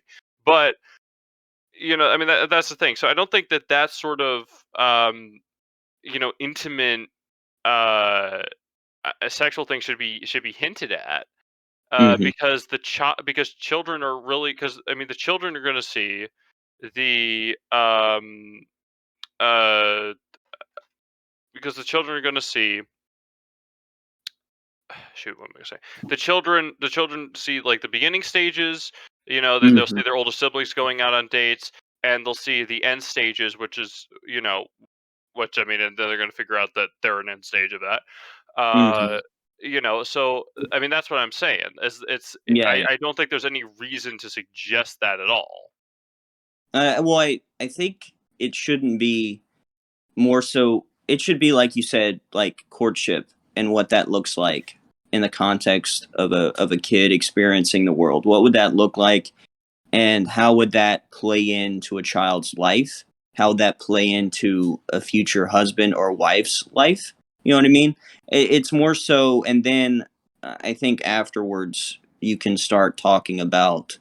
So in a way, I think people are putting the carriage kind of before the horse in regards to sex in movies and stuff like that, because sex really shouldn't really be in movies at all. What should be in movies is intimacy leading up to courtship, or kind of the declaration of, I choose you to propose to, or I do something like that, or I'll propose to you, or I'll pursue you to marry, kind of, that kind of classical thing of dating to marry, or you're my fiance, or stuff like that. The stages of courtship, it should show that, and have intimacy done in a non-sexual manner, because sex, like I said, it's putting the carriage before the horse. Sex is the byproduct of the matrimonial union. And there was a beautiful thing, I think it was from, I hate to quote Catholic source after Catholic source, but sex in a way is an extension of the vows that you do when you're married, or an extension of that matrimonial union. I think that's very, very, very beautiful, but it should be in its proper context. Is what I'm saying is, you know, we're putting the carriage before the horse. What we're showing is the opposite of what we should be showing. We should be showing that intimacy, as far as courtship, as far as like real intimacy, not just like, oh, we're cuddling and stuff like that. No, it's, I'm willing to see a future with you, and I'm willing to kind of to give up a part of me for you, or things like that, like self-sacrifice in regards to love. And I think we over sexualize stuff. We kind of we get it, backwards. And I think that's a huge thing too. And I guess I say we agree. And it's and I guess also to hammer home, I mean, that sort of I mean, this is there's several different types of love. English is really weird in that Mm-hmm. we're not very precise in that. So but that sort of agape, I think, is the ultimate Mm-hmm. type of love, and so each love finds its fulfillment in relationship, whether it's philia, which is brotherly love, uh, storge, which is familial love. Wait, yeah, familial love. Or did I get those two switched around? Eros, which is like that sort of love you have for somebody who you would eventually want to marry, and then marry, Mm-hmm. but then there's agape, which is the ultimate type of love, and it's like those sorts of loves should be shown in film. Because it's like I mean that's the sort of thing where because what is love, Yeah. which is to will the good of the other. So I Mm-hmm. mean, What in that sense, love, that's huh? baby, don't hurt me. No. Yeah. Let's go. Yeah, let's go with that definition. No, I mean that sort of love, is to will the good of the other, and so I mean, so that would be showing things like the boyfriend, uh, is gets a call or whatever on one of those newfangled cell phone things, and it's like my house got robbed or whatever, and he is about to ship out on some like Mm-hmm. hunting thing trip with his friends, and he's like, okay guys, I'll have to meet up with you later because I need to go over and help Caroline or whatever her name is. And that's the sort of thing which I think is which one I mean, and also I think it's more um not effective, but I guess effective. I mean, it's more, I mean, that's the sort of thing that works in a medium like that.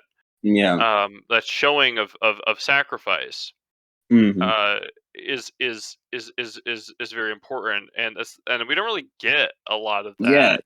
And we can never underestimate the power of a good on-screen married couple. Like the married couple that really, really loves each other. Like you can see it every episode or something like that.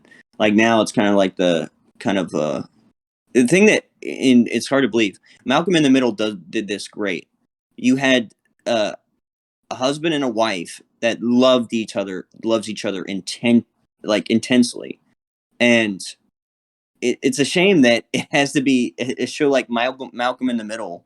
Malcolm in the Middle is I think an early 2000 show, but it's really good. You should go check it out if you are so inclined. But that's a squirrel moment. But that kind of thing, it's very important. It's very important, even if it's just alluding to sex, like the husband, carrying his wife to the bedroom and then leaving it at that, just to show, that there's intimacy, like, and it helps for a child to look at an on-screen kind of husband and wife that really intensely love each other and that are really showing that kind of love, like you said, is very important because we don't want to be Puritans. We want to show the youth, we want to show everybody how great this kind of thing is, and we've kind of gotten to that cynical mindset of. And then, anyway, you obviously want to watch it sometimes because real stuff happens, and you need to show that hardship too. And obviously, this is probably in the context of a series. You're dealing with hardships as a family, and I think that's important to show too because you can't over idolize something. But I think you should try and hint at what the ideal of marriage, what the ideal of courtship, and what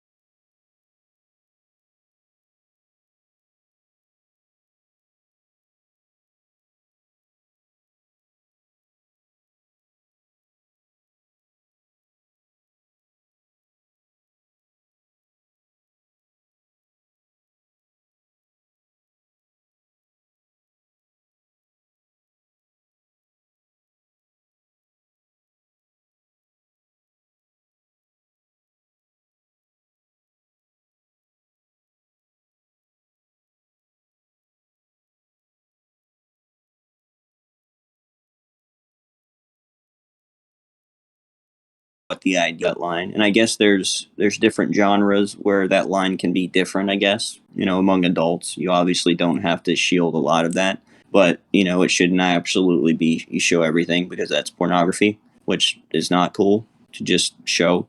That's kind of sacred. That should be, that act should be seen as something that you shouldn't just have everywhere. That should be something that's reserved between a married couple in the confines of their own bed, and not like on TV. Anyway, Which is, sad. So, Will and Vic, do you guys have any thoughts on this before we see where we're at? I think we've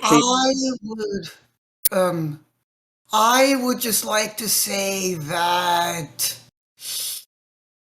we talked a lot about, the marital act in this sort of segment, which I will highly recommend people read JP2's Theology of the Body to see. I don't want to call it definitive because it's not technically part of, the magisterium or anything, but Theology of the Body provides a great introduction to the Catholic view of sexuality and sexual morals, all that type of stuff. So, but I don't want to delve too deeply more into this topic. Well, if I have permission, I would like us to move on to a much more serious issue. I am perfectly fine. Like I said, I think we've beaten this to death. Yeah, too. Me too. Which the Hays Code would not support. Violent beating probably would not fly. Just the showing of the blunt object going down. Anyway, I'm picking up your mannerisms. Our next topic is Jamaica. Now, I released the official statement from our organization. Charles put it up on our YouTube channel. You can go and watch it right, I believe, now, or will that be tomorrow? Right now for people in YouTube land, not right now for people in audience land. For those of you in the and it looks like Darth has come on back. For those of you in the audience, it'll be up tomorrow. Yeah. Thank you. And Jamaica, I'm hearing that the Jamaican Prime Minister told William, and that is Prince William, the Prince of Great Britain, according to Jacobites, a Prince of Greece and Denmark, so he is still a prince. The Jamaican Prime Minister told him and his wife, Catherine, that he wants Jamaica to become a republic. In that statement, I mentioned that this is most likely a ploy for prestige, or a false sense of prestige, because does anybody really think Jamaica's dependent on Britain?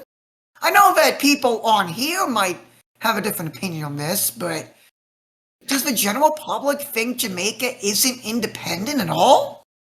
Yeah, I'm sure there's a lot of people who don't even remember who owned Jamaica at one point. I bet most people couldn't find it on the map. Is Jamaica, is that near, is that near, like, Nepal? Jamaica is in the Caribbean. Where's that? Is that near, like, Spain? Hey, there's this great phrase, God invented war to teach Americans geography. Yes, one of the most iconic Mark Twain quotes. Well, nobody forgets where Vietnam is, so I guess. That's Um, because we lost. well, we all know where Germany is, and we beat them up. So, And most people, well, at least half, couldn't point out where Germany is. well, in fairness, it's gotten a lot smaller. So, I mean, if you know, but I mean, That's anyway, only a temporary thing. if we want to troll some people, we can point at Kaliningrad Oblast and say, "There's Germany." yeah, there's That's Königsberg. Yep. Let's get back to the Yeah. subject at hand with Jamaica. Not to derail the conversation a little bit, but there's a funny phenomenon I noticed with people online talking about the war in Ukraine and the possibility of NATO Article 5. Suddenly, a troop of German nationalists appeared, and there was a entire 40 comment thread of people going back and forth about re-seizing Königsberg in the name of Germany if a war with Russia were to happen. Yes, based, but I don't really want to fight Russia at the same time. I mean, if Let's head back to our side of the world here. Would you be willing to fight Jamaica though? I mean, that'd be too easy. Okay, so we're aiming for like Argentina. Yep, that'd be more of a challenge. Okay. Now we can talk about what we was gonna talk about. are the Falklands Argentinian? That's the real Oh no, we ain't opening Oh. that can of worms. Yeah, no. let's not open that can of worms. Let's talk about Jamaica and what's happening there with the Prime Minister, what we actually were supposed to be talking about. I think we're seeing something a lot similar with Barbados, where it's really an elite upper class within the parliament, a Republican elite that is pushing the issue of abolishing the monarchy, but actually doesn't represent a majority of the population. That being said, the monarchy is such a removed and distant concept to the majority of the population that while said population may not have ill feelings against the monarchy, they're probably not going to be willing to fight any opposition to the monarchy either. Yeah, But that's when actually a thing. William Comes back when William trying to bat home forever. Monarchies need to actually be involved in government because then people can't debate their importance. when William and Catherine went to Jamaica, a crowd of people, when they were walking, came up round them, I think, and chanted, "We love you, we love you, we love you." It was well more than a crowd. I've seen the pictures. It was quite a decent amount of people. Certainly more people than I've seen in the protest that was protesting the monarchy. Funny how that works out. Yeah, I mean, I don't understand why all these Commonwealth nations look to us as a. Because firstly, we ain't doing so hot right now. But even let's pretend that we were still where we were at in the 50s, where visually everything was looking fine and up and daisy. Even if you looked under the hood, you could see some things were amiss. But we're not. People like to think, oh, if we become a republic, we'll be like the United States. It will be wonderful. And they don't look at all the other Commonwealth countries that have become republics and have completely They don't fallen even need apart. to look. They don't Even in the Caribbean. they don't even need to look at the. They don't even need to look at the Commonwealth countries. They need to look at the Caribbean. Look at Cuba. Look at El Salvador. Look at Guatemala. Look at Mexico. Just like what I said in our official statement. Look at those countries. No, look at the one state in the U.S. that is in the Caribbean. Look at Puerto Rico. Puerto Rico was one of the poorest U.S. territories, and it is so underserved compared to the rest of the U.S. It is horrendous. Yeah, And it's not a state; it's a territory, Yeah. but still. Yeah, and then But it is a territory, not a state. yeah, no, I mean, and then there's also The like funny thing about that is it's a territory because it refuses to actually vote in which it's just like a state or not, because like a lot of the population just don't like vote on the thing, so it shows up like most of the state just doesn't go out to vote whether or not they want to be a state or not, so it's just in a eternal deadlock. And I mean, and with Puerto Rico and Cuba, which were sort of had history turned out slightly differently, would have been in the same boat. We're partly responsible for how Cuba turned out because we were the ones who were actively supporting the Cuban revolutionaries who wanted to overthrow the Spanish rule on the island. And if you notice in Florida, apparently all those revolutionaries, they're not buried in the Catholic section of the cemetery. They're buried in the Freemason section of the cemetery. I know. I can't go one episode without mentioning the Freemasons with the Jacobites. Which is a Jacobite, I'm against Freemasonry. but anyways, so this is the thing. These republics that we set up, or at least tangentially supported, they've all rotten. They're all rotten, and people think that they'll be like us and all prosperous and everything. It's like, dude, okay, we have a similar history up to a point with you guys because we're an offspring of the British Empire, but we're Mm. not you. Our culture, well, it's very linked in this Anglo sort of way. It's not the exact same. Our and also the conditions that brought about us and our material rise to prosperity ain't true of you. Last time I checked, Jamaica wasn't teeming with natural resources like coal and iron ore and large expanses for wheat. Last time I checked, I could be wrong. They may have like an entire hidden subterranean sub. And I just wanted to point out, some parts of Puerto Rico, or a large portion of it, is still to this day without power because of Hurricane Irma. Yes, you heard that correctly. One of the major hurricanes, but large portions of the territory of Puerto Rico still have not recovered from it. And the idea that there are very much millions of Americans, because they are still American citizens, even if they live in a territory, who don't have access to electricity, is baffling. And it just goes to show that the republics, even successful republics, when active in the Caribbean, the people who live in the Caribbean suffer. So I'm begging people of Jamaica, I'm begging the Jamaican government, don't try and fix what isn't broken. It's not worth it.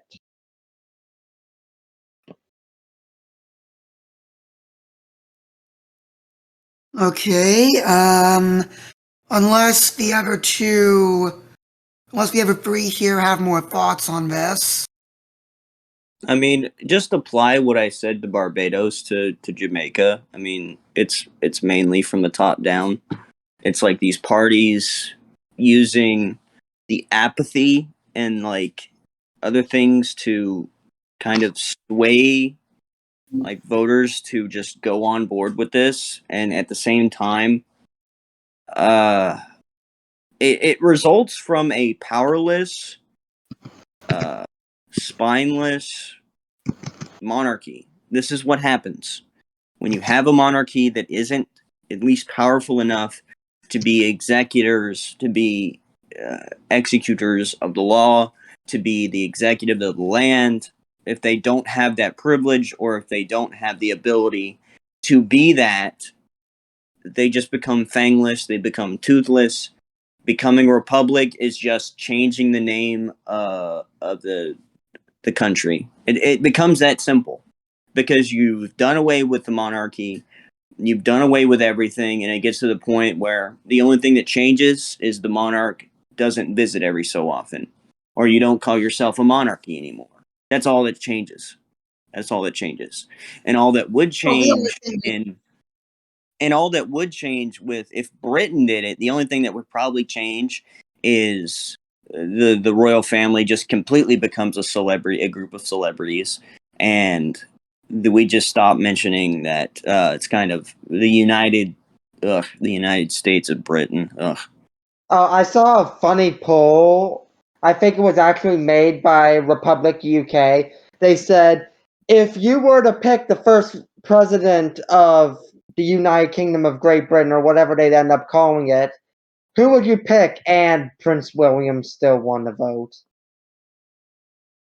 Prince William still won the straw poll for most likely to be first president of Britain. That would Yeah. just be disgusting. The first president of the UK, the heir to the throne, and he doesn't become king, he becomes a president, and he just gets elected out after a few years. And my first act as president is to overthrow the republic and reestablish the monarchy. Yes. And it's perfectly Well, fine. It's common law. would You can we just be do whatever so you lucky? want. Well, if only we would be so lucky. Yeah, it's almost Um, like entrenched constitutions are a decent thing if you want to maintain a system of government for an extended period of time and not have it be whatever they say at the time. Or a monarch saying, you know what, I don't know how to speak English that well, so I'm just going to let my prime minister be the monarch, and I'll just be over here doing stuff. Hanoverian moment. Yeah. Does anyone have anything more they want to add to the topic of Jamaica's future? Jamaica. Please. All right. All right. And now let's bring things back home. Marilyn Mosby, the state's attorney for Baltimore City, has been charged with perjury. Her lawyer is claiming that the charges were made because of racial animus and prejudice. The latest update on, oh, and by the way, her husband, Nick Mosby, is the Baltimore City Council president.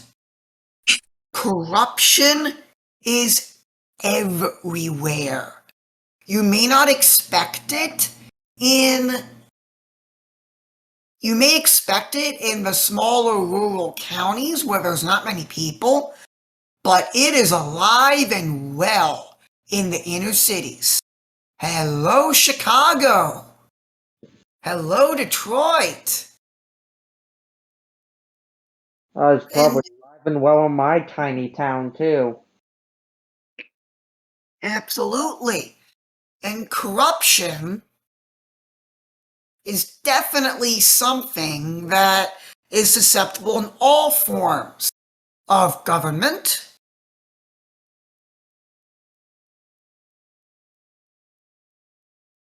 And is something that should be eliminated.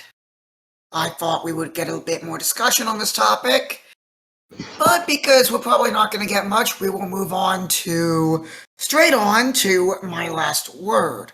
Today, the day that we're recording this podcast, March 25th, the Solemnity of the Annunciation, which is the celebration of the angel Gabriel appearing to the Virgin Mary and saying that she was to conceive and bear our Lord Jesus Christ.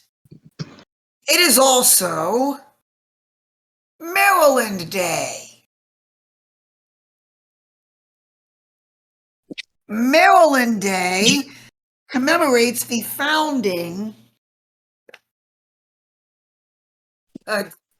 Maryland Day commemorates the founding of what is now the state of Maryland, or the colony of Maryland, in 1689 by the Lord Baltimore family.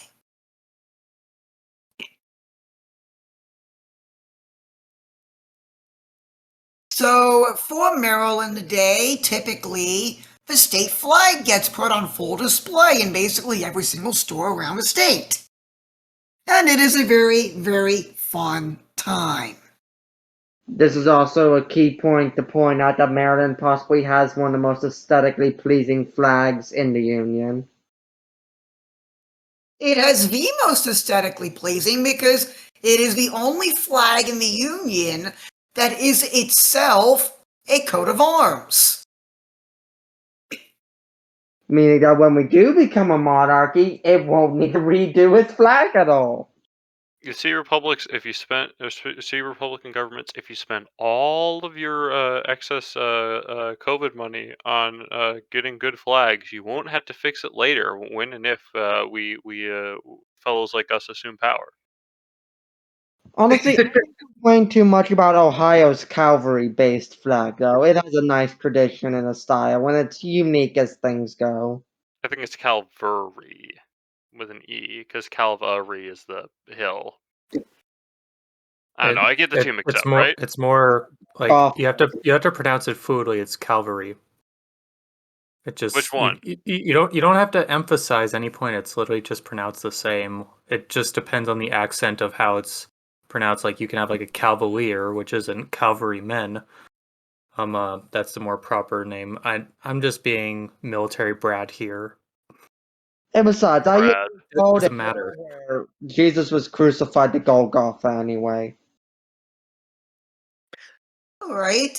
Does anybody else have any thoughts on Maryland Day and flags? Maryland is pretty on my list of based states. It's like up there. They have already a monarch picked out because just find the relative of Calvert of the Calvert family and just go from there. They got a name there. Isn't the main line of that extinct and they apostatized? Unfortunately, according to His Royal Highness, the Duke of Meath, the Calverts died out. Well, I mean, probably they didn't. Like I mean, there has to be. Well, it all depends on if. I mean, they couldn't have all died out. Basically, I mean, they could probably go through cousins and stuff like that. At that point, you're kind of dealing with a Jacobite type deal. Well, no, but I think that the I mean I don't want to assume, but I think with that particular family, it died out before there was like a firmly like American branch that got like branched off. Like with the Jacobite thing, you only had to go back to one of James II's sisters, which so we can all the Jacobites trace their lineage back to. Jacobite claim has traced the lineage back to Charles the First, which, by the way, is more than the Windsors can claim. They only go back to James the First, but whatever. Anyways, so yeah, This is what I get the Calverts. The Jacobites. What? This is what I get for mentioning anything Jacobite. It's a rule, okay? I may not be in the official podcast rules, but me bringing up Jacobitism it's about as important as a rule as any. So I believe it's time to sort of wrap up. So I'll turn it over to John. Yeah. I'm for the act of. Okay, so today the Pope consecrated all of humanity to the Immaculate Heart of Mary, especially Russia and Ukraine. In honor of that, as well as in honor of Mary, I have selected a small fragment from the Akatist of the Theotokos. It's one sentence, but I will add a Hail Mary at the end, and then I will make a little closing prayer. So I'll say this on my own, and then we'll start a Hail Mary. Okay? In the name of the Father, and the Son, and the Holy Spirit. Amen. As the archangel beheld you, O Immaculate One, a living scroll of Christ, which the Spirit had sealed, he cried out to you, Hail, vessel of joy, in whom the curse of Eve is lifted. Hail Mary, full of grace, the Lord is with you, O Theotokos. Blessed are you among women, and blessed is the fruit of your womb, Jesus. Holy Mary, Mother of God, pray for us sinners now and at the hour of our death. Amen. O most holy Theotokos, save us. In the name of the Father, and the Son, and the Holy Spirit. Amen. Thank you for that lovely prayer, John. And for those of you that are listening to us on YouTube right now, we record this podcast on Fridays at 8 p.m. Eastern on Discord. And if you're listening to us early on in the day on Monday, Aidan Halberg, our chaplain, will be debuting a brand new show, which he will be recording at 11 p.m. Eastern Time on Monday night called Throne and Altar. If you want to listen to that, you can, potentially, but you can listen to that live on our Discord server. And I will if it be didn't happen, we'll just edit this part out. yeah, and the news roundup show, The Royal American, will be returning this week with which is basically the Royal American is basically our news roundup. It will return this week. Yeah, And, we're expanding our horizon. Links to our social media pages, including our Twitter, Facebook, and other forms of social media, are in the description of this video, including a link to our Discord server, which please come and join us over here so you can interact with us. It is the best way to interact with us in real time is by joining our Discord server. Link is in the description. And with that, we would like to say good night. May God bless you, and may God bless the United States of America.